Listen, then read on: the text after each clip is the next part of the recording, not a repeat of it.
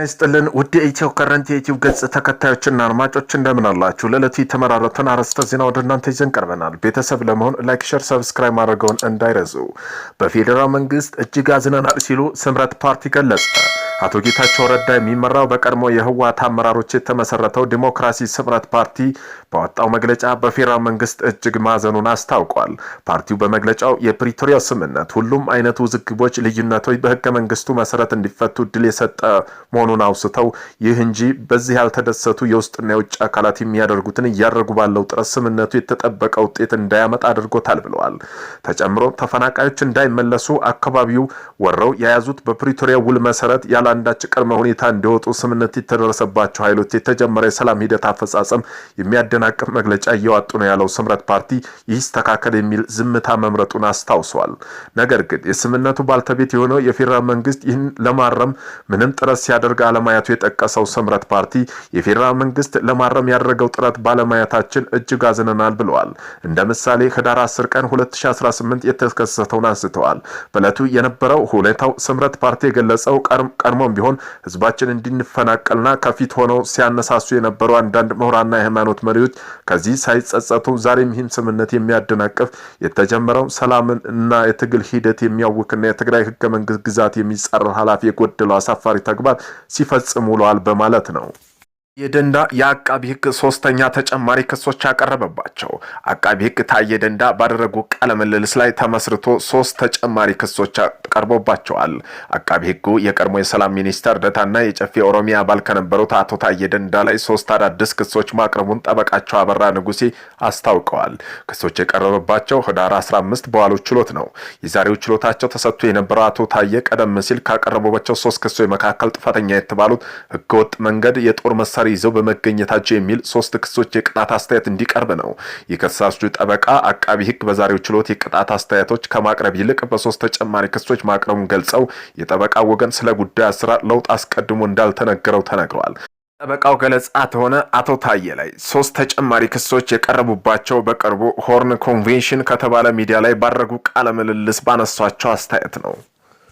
በአማራ ክልል በተለያዩ አካባቢዎች ገቢ ለመሰብሰብ በሚል የተዘረጉ ኬላዎች በፍጥነት እንዲነሱ የክልሉ ገቢዎች ቢሮ ትዕዛዝ ሰጠ።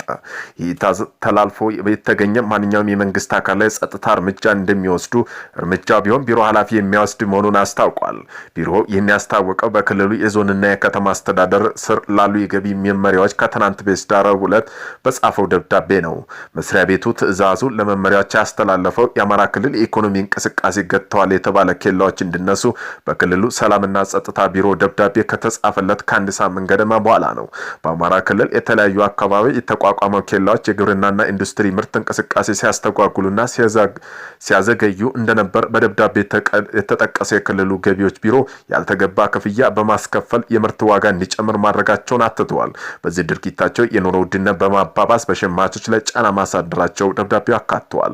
በአማራ ክልል ገቢዎችና ቢሮ የከተማ አገልግሎት ገቢ ባለሙያ የሆኑት አቶ አስፋው ወርቁ ዞኖችና ከተሞች ኬላዎች ሲያቋቁሙ የነበረው ገቢ ለመሰብሰብ የሚደረገው ጥረት እንደነበር ለኢትዮጵያ ኢንሳይደር አስረድተዋል። ሆኖም ግን በተወሰነ ኪሎ ሜትሮች ልዩነት የሚቋቋመው ኬላዎች በመበራከታቸው አሽከርካሪዎች መጉላላት ማስከተሉን እንዲሁም ከዚህ ቦታዎች የሚጠበቅ ክፍያ የምርት ዋጋ ጭማሪ እንዲኖረው ማድረጉን አብራርተዋል። ስታንዳርድ ባንክ በኢትዮጵያ አዲስ የባንክ አሰራር ፍቃድ ያገኘ የመጀመሪያው ተቋም ሆነ። በኢትዮጵያ ብሔራዊ ባንክ ስታንዳርድ ባንክ የውክልና ጽሕፈት ቤት አዲስ በተሻለ የባንክ ንግድ አዋጅ መሰረት በይፋ ፈቃድ መስጠታቸውን አስታውቀው በኢትዮጵያ አዲስ በተሻለ የባንክ ንግድ አዋጅ መሰረት ፈቃድ ያገኘ የመጀመሪያ ውጭ ባንክ አድርገውታል። ብሔራዊ ባንክ ባወጣው መግለጫ አዲሱ ፈቃድ መስጠትና አዲስ መተዳደሪያ ደንብ ዘመን መጀመር መሆኑን በመጥቀስ በውጭ ውክልና ጽሕፈት ቤቶች የሚደረገው ቁጥጥር ሙሉ በሙሉ ብሔራዊ ባንክ መሸጋገሩን አስታውቀዋል። ብሔራዊ ባንክ እንደገለጸው የተሻለው አዋጅ በንግድና ቀጠና ትስስር ሚኒስቴር ቁጥጥር ስር የነበሩ የውጭ ባንኮች ጽሕፈት ቤት በፈቃድ አሰጣጥና ቁጥጥር በቀጥታ በራሱ ስልጣን ስር ያደርገዋል።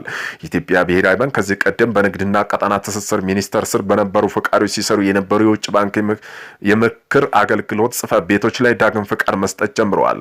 ባንኩም አክሎም በአዲስ ማዕቀፍ ስር የቀረበውን አዲስ ማመልከቻ እየገመገመ መሆኑን ገልጸዋል።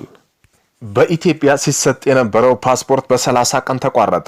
በአንድ ወር ቀጠሮ ሲሰጥ የነበረው ፓስፖርት አገልግሎት መቋረጡን ቅሬታ ፈጥሯል። ቀኑም ሲረዝም ብሩም አልቀነሰም። የኢሚግሬሽን ዜግነት አገልግሎት ከሚያቀርባቸው ፓስፖርት አሰጣጥ አገልግሎቶች አንዱ የሆነው በአንድ ወር ቀጠሮ ዜጎች ሲሰጥ የነበረው ፓስፖርት አቅርቦትና የጊዜ ገደቡ ሁኔታውን ከግልጽ ባልታወቀ ምክንያት መቋረጡን ቅሬታ ፈጥረዋል። ሪፖርት ያነጋገራቸው ስማቸው እንዳይገለጽ የጠቀሱት አንድ ተገልጋይ ለራሳቸውና ለቤተሰቦቻቸው አገልግሎት ለማግኘት ባለፈው ሳምንት መጀመሪያ የስራ ቀን ወደ አገልግሎት መስሪያ ቤቱ ጎተራ አካባቢ ሄደው በዚያን ወቅት በአንድ ወር ቀጠሮ 5000 ብር ይከፈል ሲሰጥ የነበረው የቆየው ፓስፖርት አቅርቦት አገልግሎት ለጊዜው መቋረጡ እንደተነገራቸው ገልጸዋል። መሟላት የሚገባቸው ሰነዶች ሁሉ ይዤ ጎተራ አካባቢ የሚገኘው መስሪያ ቤት ደርሼ ነው ቤት ውስጥ ለመግባት ምክንያት ለሰራተኞች ባሳወቁበት ወቅት በአሁኑ ወቅት እየተሰጠ ያለው ፓስፖርት በ2 ቀናት 25000 ብር ክፍያና በ5 ቀናት 20000 ብር ክፍያ የሚቀርበው ፓስፖርት ብቻ መሆኑን ተነግሮኛል። አቅሜ ስለማይፈቅድ ትቼ ተመለስኩ ብለዋል። የተቋሙ ዋና ዳይሬክተር ወይዘሮ ሰላማዊት በሰጡት ምላሽ የሲስተም ችግር ላይ ስለሆነ በአጭር ጊዜ ይስተካከላል ሲሉ እንደተናገሩም ሪፖርት በዘገባው አካተዋል። እንደገና ጥቃቷን በመካከለኛው ምስራቅ ጀመረች። የእስራኤል ጥቃትን በትናንትናው ዕለት በቤይሩት በፈጸመችው የአየር ጥቃት 5 ከፍተኛ ሐማስ ባለስልጣን ገድላለች።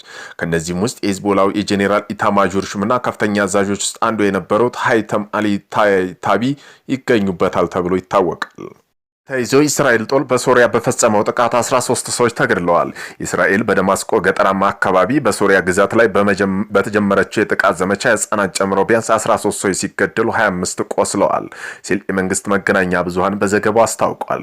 በጦር ዘመቻ የግጭቱ ወቅት በርካታ የእስራኤል ወታደሮች ቆስለዋል። የሶሪያ መንግስት የሚዲያ አርብ ዕለት እንደዘገበው እስራኤል ረፋር ላይ በፈጸመችው ጥቃት ከተገደሉ መካከል 2 ሕፃናት ይገኙበታል። በደርዘን የሚቆጠሩ ቤተሰቦቻቸው ከቤቲ ጂን ከተማ ወደ አቅራቢያ እና አስተማማኝ አካባቢ እንዲሰደዱ አስገድዷቸዋል። የሶሪያ አረብ ዜና አገልግሎት ሳና እንደዘገበው የ2 ሕፃናት ጨምሮ ቢያንስ 5 ሶሪያውያን አስክሬን ወደ ጎላን ብሔራዊ ሆስፒታል ተወስዷል።